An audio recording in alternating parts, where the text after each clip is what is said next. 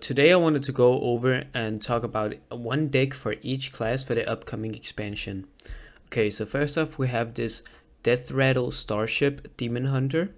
This deck really focuses on your defense crystal, and you have your cube and this Ravenous Fell Hunter, which keeps on summoning the defense crystals. You can also have return policy, which allows you to get it back. So there's a lot of ways that you can get a lot of defense crystals, and then you have like Kill Jaden for late game if you need it. This deck seems really cool and nice. For Death Knight, I think that this will be one of the best decks. I have like a mix of Elite and Starship Death Knight. We play two Hideous Husks, Sanguine Infestation, and Infested Breath. These summon the leeches that steal health and give us health. We also have Airlock Breach, which is probably one of the best cards in the standard rotation. So yeah, I think that this deck is really solid. Next up we have Egg Hunter. This is like a Zerg Egg Hunter deck. We run Terrible Chef, and Exterior Egg and the Rubian Egg. Then we have Terrascale Stalker, which procs a Death Rattle, and we can also, even if we put the Amphibian Spirit on one of the eggs and then do Stalker, that's really insane. So yeah, this deck has a lot of potential.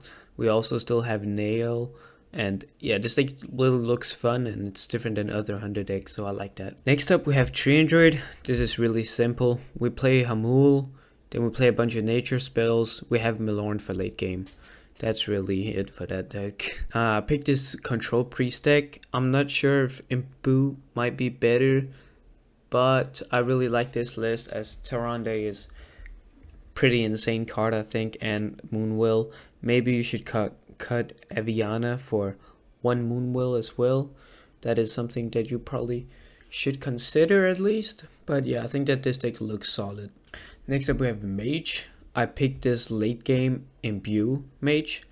We have some early game, of course, with like Spellwing and Bitterbloom Knight, but we still focus on getting to the late game where we have Assassina, which is a really insane late game card. We have like Stall with Sleet Skater and Khadgar.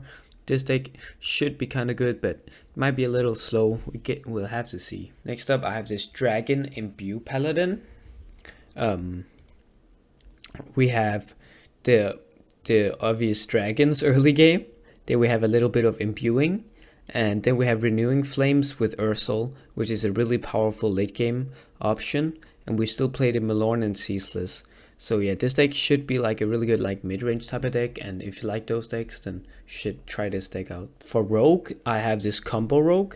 This is not fully in on aggro. If you want to try that, you could also do that. There's like a version going around with people have theory crafted with like SI7 agent and stuff.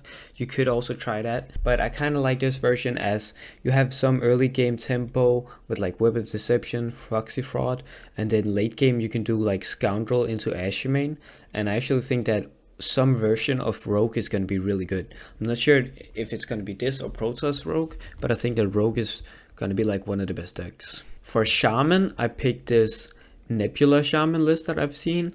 You can go like Hagatha and Frosty Decor Nebula, and you also have the Imbues, which allows you to involve, and then you have Merither to resummon the big minions and stuff like that. So this deck looks kind of cool. I like it. If you like Shaman, give this a try. For a Warlock, I picked this mix of like Location and Willow.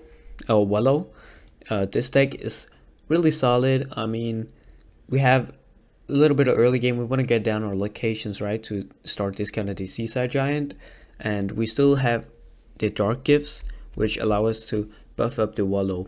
So this is like a mix of the two. This could be a really good deck. For Warrior, I just went with like Terran Warrior. There might be a better version, but like this is a toned version, which still has the Starship cards. The big thing we could do is Chemical Spill into Totoa, which might be insane. But if this deck gets too good, people will start playing the Dark Knight. But I really think that this deck has a lot of potential. So yeah, that's really it. I really appreciate the support you guys have given the channel over the last couple of weeks. And subscribe and like if you enjoyed.